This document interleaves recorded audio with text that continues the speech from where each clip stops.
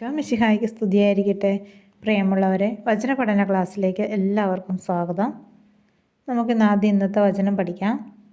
സങ്കീർത്തനങ്ങൾ 37:7. കർത്താവിൻ്റെ മുമ്പിൽ സ്വസ്ഥനായിരിക്കുക, ക്ഷമാപൂർവം അവിടുത്തെ കാത്തിരിക്കുക. ഈ വചനം നമുക്ക് 3 പ്രാവശ്യം ഏറ്റു പറഞ്ഞ് പഠിക്കാം.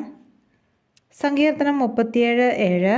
കർത്താവിൻ്റെ മുമ്പിൽ സ്വസ്ഥനായിരിക്കുക, ക്ഷമാപൂർവം അവിടുത്തെ കാത്തിരിക്കുക. സങ്കീർത്തനം 37:7.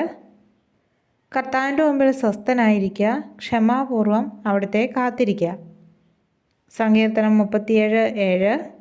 കർത്താവിൻ്റെ മുമ്പിൽ സ്വസ്ഥനായിരിക്കുക, ക്ഷമാപൂർവം അവിടുത്തെ കാത്തിരിക്കുക. ഇനി നമുക്ക് കഴിഞ്ഞ ആഴ്ച പഠിച്ച എല്ലാ വചനങ്ങളും ഒന്നുകൂടി ഓർത്തു നോക്കാം. ഏശയ്യ 59:1.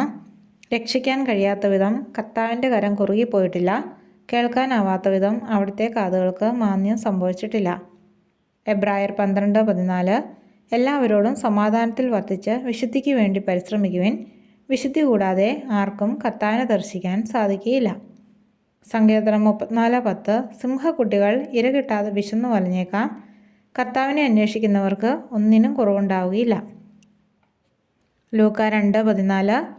അത്യുന്നതങ്ങളിൽ ദൈവത്തിന് മഹത്വം, ഭൂമിയിൽ ദൈവകൃപ ലഭിച്ചവർക്ക് സമാധാനം. ജോബ് 22:21. ദൈവവുമായി രമ്യതയിലായി സമാധാനത്തിൽ കഴിയുക, അപ്പോൾ നിനക്ക് നന്മ വരും. യോഹന്നാൻ 6:63. നിങ്ങളോട് ഞാൻ പറഞ്ഞ വാക്കുകൾ ആത്മാവും ജീവനുമാണ്. വചനമെല്ലാം ബുക്കിലേക്ക് എഴുതുകയും പഠിക്കുകയും ചെയ്യുക.